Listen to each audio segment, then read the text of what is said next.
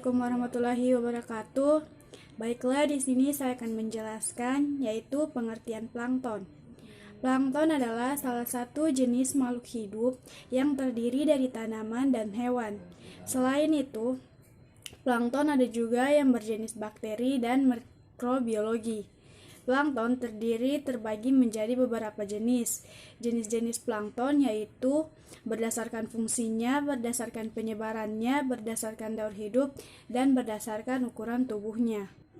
Namun, secara umum, plankton dapat diartikan sebagai organisme hidup yang berasal dari sisa-sisa hewan dan tumbuhan yang ukurannya sangat kecil dengan kemampuan berenang terbatas, sehingga sering ditemukan dan dikatakan melayang, mengambang, atau mengapung dalam perairan, dan mudah terbawa arus.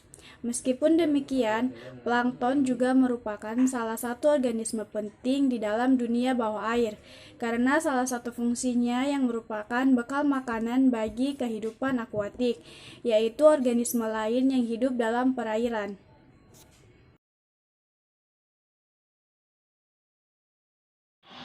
Baik, selanjutnya kita lanjut pada materi plankton yang hidup di air tawar. Yang pertama yaitu alga hijau.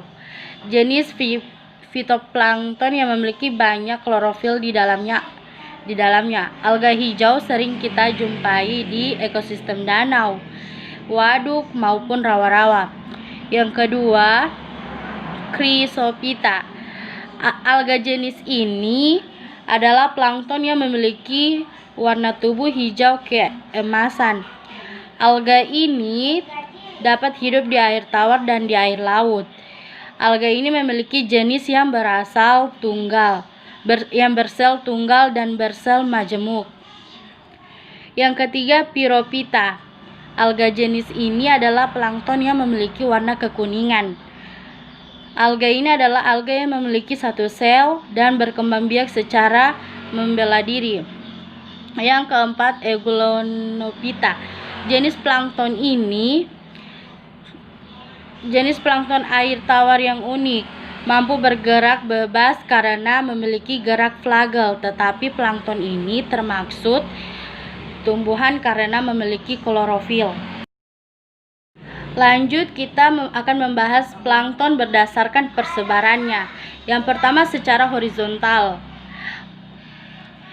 Yang pertama itu plankton nertik. Plankton jenis ini biasanya hidup di perairan pantai dengan kadar garam yang relatif rendah, bahkan terkadang mencapai 510 PSU, yang berarti sudah termaksud dalam perairan air payau di depan muara.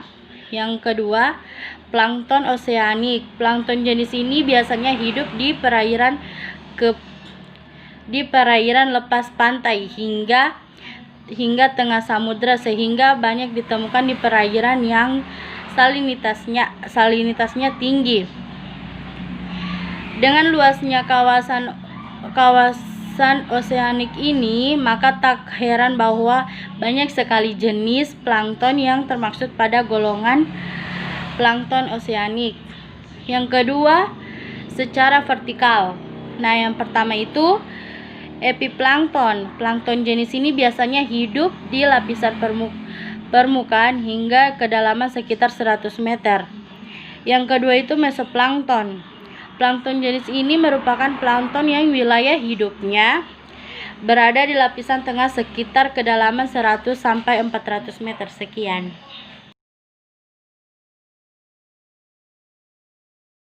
Warahmatullahi wabarakatuh. Baik, di sini saya akan menjelaskan tentang plankton berdasarkan daur hidup. Berdasarkan daur hidup, plankton dibedakan atas 3, yaitu holoplankton, meroplankton, dan tikoplankton. Holoplankton merupakan plankton dengan sifat planktonik, di mana planktonik adalah sifat di mana plankton jenis ini tidak pernah merayap dan hanya mengambang mengikuti arus yang dibawa oleh air. Holoplankton ini tersusun atas fitoplankton dan zooplankton. Yang kedua yaitu meroplankton. Meroplankton adalah jenis yang dapat dikatakan sebagai plankton setengah-setengah, karena plankton jenis ini hanya akan menjadi plankton saat masih kecil dan saat sudah dewasa akan berubah menjadi nektus dan bentus. Dan terakhir yaitu tikoplankton.